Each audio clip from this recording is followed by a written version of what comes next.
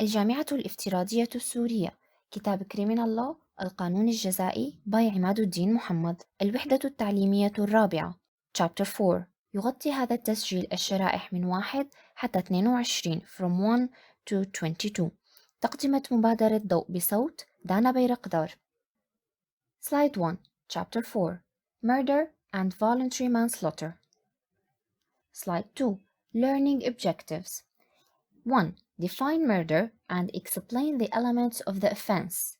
2. Distinguish between voluntary and involuntary manslaughter. 3.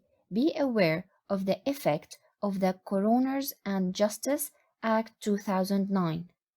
4. Explain the law relating to the defense of loss of control. 5. Understand the law relating to diminished responsibility. Slide 3. Introduction. Homicide is the killing of another human being. Homicides is an umbrella term which encompasses both lawful and unlawful killings. Homicide may be lawful where it is justified, for example, where a person kills using reasonable force in self-defense. Unlawful acts of homicide include criminal offenses such as murder, manslaughter, causing death by dangerous driving, and infanticide.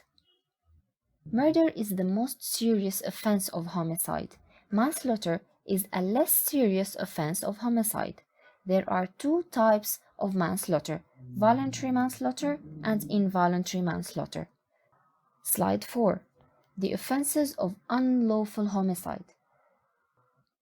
It is important to understand the relationship between murder, voluntary manslaughter, and involuntary manslaughter. All offenses of homicide share a common actus reus, that the defendant unlawfully causes the death of another human being. Murder is the most serious of these offenses and requires the highest form of mens rea, an intention to kill or cause grievous bodily harm, GBH, where a defendant has both the actus reus and mens rea for murder, but also has one of the three special partial defenses available to him. His liability for murder is reduced to that of manslaughter.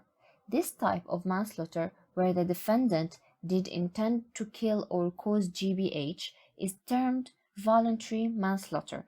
The special defenses which will reduce a defendant's liability in this way are loss of control, diminished responsibility, suicide pact.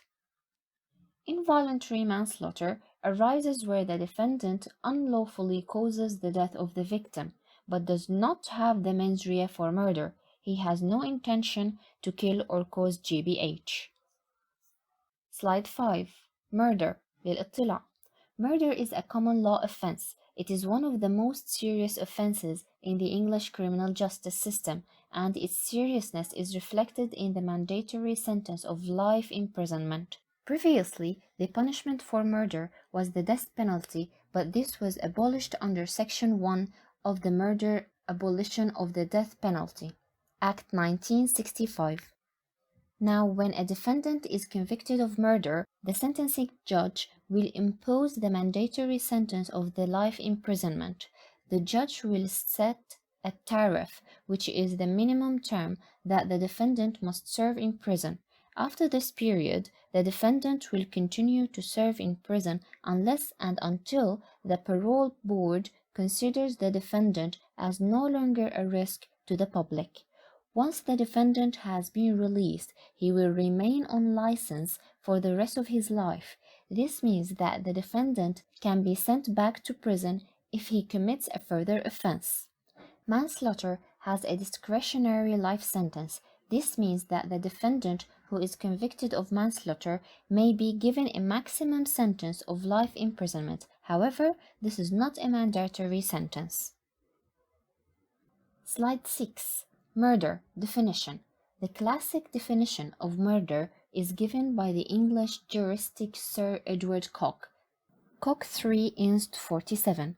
Murder is when a man of sound memory at the age of discretion unlawfully killeth within any country of the realm any reasonable creature in rerum natura, which means in the nature of things or in existence, unlawfully under the king's peace, with a malice of forethought, either expressed by the party or implied by law. There are square brackets, هناك قوسين بينهما. So, as the party wounded or hurt, etc., die of the wound or hurt, etc., within a year and a day after the same. The section of the quotation in square brackets has now been repealed. Using this definition, the actus reus of murder is unlawfully causing the death of a human being under the Queen's peace. The mens rea is malice of forethought. According to the case of Vicker 1957 to QB 664M, this means an intention to kill or cause GBH. Slide 7. Murder. Actus reus. The actus reus of murder is unlawfully causing the death of a human being under the Queen's peace. This actus reus is common to all forms of homicide. Slide 8. Unlawfully. The offense of murder requires that the death of the victim is unlawfully caused, but where the defendant lawfully causes the death of the victim, he will not be guilty of a criminal offense. Slide 8. Unlawfully. The offense of murder requires that the death of the victim is unlawfully caused, but where the defendant lawfully causes the death of the victim, he will not be guilty of a criminal offense. A killing will be lawful where it is justified. For example, the defendant kills another person in self-defense or in the defense of another person. The defendants of self-defense negate the unlawfulness of the killing. Slide 9. للاطلاع unlawfully. Recent authority seems to suggest that a killing may also be lawful through the defense of necessity which justifies the killing. Necessity was relied upon in the case of Re-A, children, conjoined twins, surgical separation, 2001, FAM 147. This case required the court to decide upon the legality of an operation to separate conjoined twins, which would inevitably lead to the death of one of the twins. The defense of necessity was relied upon by Brooke L.J. to justify the operation and thus the killing. It is important to note that whilst the other judges in the Court of Appeal accepted the arguments relating to necessity, they adopted different reasoning in reaching their conclusions. Therefore, their judgments are not clearly based upon necessity. Where a patient requires medical treatment but dies as a result of surgical procedure, their death will not be unlawful. The bona fide surgical procedure will negate the unlawfulness of any death which results. Slide 10. Causes death. The prosecution must prove that the defendant caused the death of the victim. The usual rules of causation apply. This means that the prosecution must prove that the defendant was both the factual cause and the legal cause of the victim's death. Remember that the test for factual causation is the but-for test. See the case of White 1910 to KB 124. Slide 11. Reasonable creature in being. The defendant will only be guilty of murder or manslaughter if the victim is a reasonable creature in rerum natura, or a reasonable creature in being. This means that the victim must be a human being in order to be capable of being murdered. This does not include animals, so a person would not be guilty of the murder of a dog or a cat. The killing of an animal would usually only amount to criminal damage, contrary to Section 1 of the Criminal Damage Act 1971, and only if it could be shown that the animal which was killed was property which belonged to another person. The issue of whether the victim is a reasonable creature in being is usually not a problem, but difficulty only arises at each of the ends of the spectrum of life. The law needs to be clear when an individual becomes and ceases to be a human being. Slide 12. Reasonable creature in being للاطلاع. According to the case of Poulton, 1832, 5 Carr and P. 329, a baby is a reasonable creature in being when the whole body of the child is brought alive into the world. Once the child has completely left the mother's womb and has lived outside the womb, it is capable of being a victim of murder. The case of Reeves, 1839, 9C and P. 25, further adds that the child is in being even if the umbilical cord has not been cut.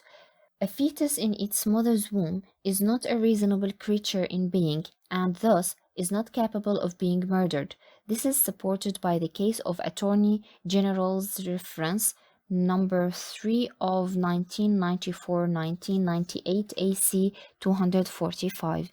There are specific offenses which cover the unlawful killing of a fetus which is in the mother's womb, where an abortion is unlawfully procured outside of the scope of the terms of the Abortion Act 1967. The offense of procuring a miscarriage is available under Section 58 of the Offenses Against the Person Act 1861. Another offense of child destruction under Section 1 of the Infant Life Preservation Act 1929 applies to the destruction of a fetus which was capable of being born alive. Slide 13. Reasonable creature in being للاطلاع. At the other end of the spectrum, the law does not define death. A patient who is on a life support machine is a reasonable creature in being and capable of being murdered. See the case of Malkoresk, Steele, 1981, to all ER 422.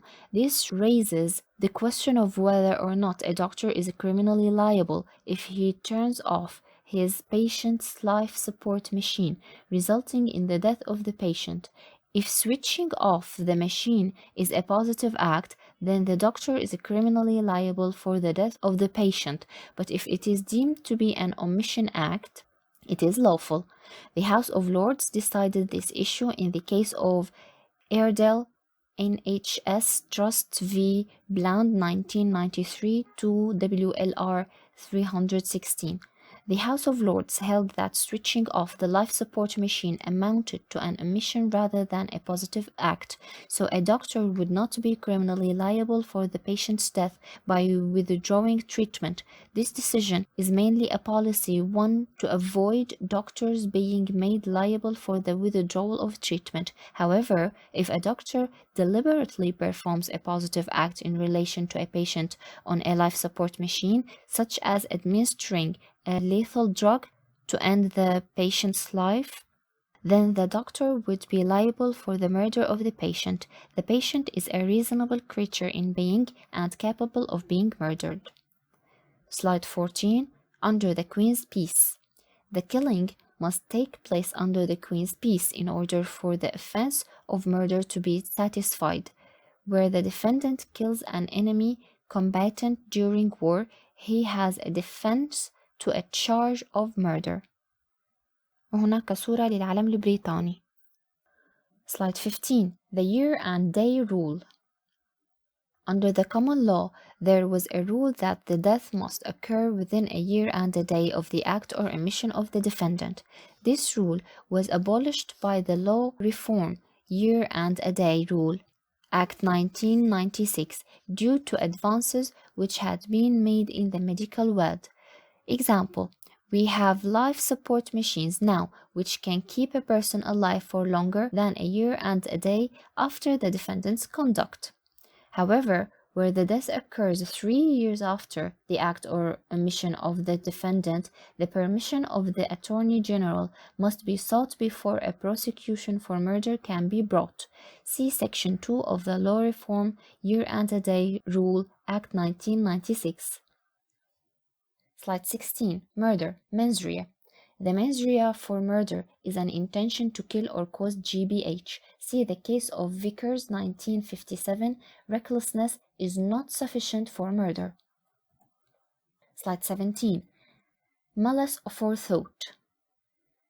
According to Koch's definition of murder, the defendant must cause the death of the victim with malice aforethought. This term is no longer used in the courts as it is misleading and it is not really accurate. Firstly, it is clear that there is no requirement of malice in the offense of murder. A defendant who has a benevolent motive and no malice when he kills another person is still guilty of murder. Slide 18. Malice aforethought للاطلاع. Example. In a mercy killing, a defendant kills his child who is in a lot of pain and suffering from a terminal condition. The defendant has no malice towards the child. In fact, he carries out the killing in order to end the child's suffering. However, the defendant is guilty of murder because he intended to kill the child.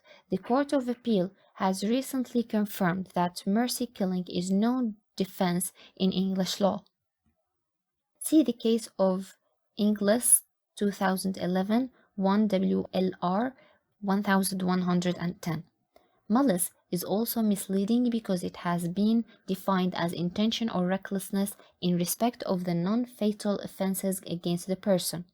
See the case of Cunningham 1957 2 QB 396. Secondly, the word aforethought is misleading. It implies that a degree of premeditation is required in the offense, but a murder may be committed on the spur of the moment without any planning or premeditation. Slide 19. The abolition of constructive malice. للاطلاع. Prior to 1957, criminal law acknowledged that the existence of three different types of malice aforethought. 1. Express malice, intention to kill. 2. Implied malice, intention to cause GBH. 3. Constructive malice.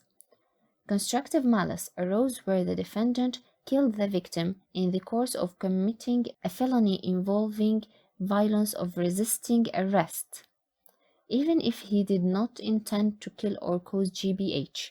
The defendant may not have even considered the possibility of killing the victim, yet he may have been deemed to have constructive malice and thus the mens rea of murder. Constructive malice was abolished by Section 1 of the Homicide Act 1957. Slide 20. The mens rea for murder, intention to kill or cause GBH. The mens rea for murder is an intention to kill or cause GBH. According to the case of DPP v. Smith, 1961 AC 290, the offense of GBH means really serious harm. Thus, the mens rea for murder is an intention to kill or cause real serious harm. The case of Vickers 1957 2 QB 664 is an important authority on the mens rea of murder. In this case, the defendant broke into a house intending to steal. He was confronted by the owner of the house, who was an elderly lady. To prevent her from recognizing him, the defendant hit the elderly woman many times and killed her. He was convicted of her murder. He appealed by arguing that as Section 1 of the Homicide Act 1957 had abolished constructive malice, the defendant killed the victim in the course of a burglary. The Court of Appeal upheld his conviction for murder. The constructive malice, it expressly preserves both express malice, an intention to kill, and implied malice, an intention to cause GBH. As the defendant had hit the victim intending to cause GBH, he had the sufficient mens rea to support a murder conviction. Thus, this case is the authority for the principle that the mens rea of murder is an intention to kill or cause GBH. Slide 21. Direct and oblique intent للاطلاع. Students, please refer back to your notes on direct and oblique intent. Slide 22. Summary للاطلاع. The defendant will have the mens rea for murder if he 1. desires and foresees the death of the victim, or 2. desires and foresees the victim will suffer GBH, or 3. does not desire the death of the victim but foresees it as virtually certain to occur, or 4.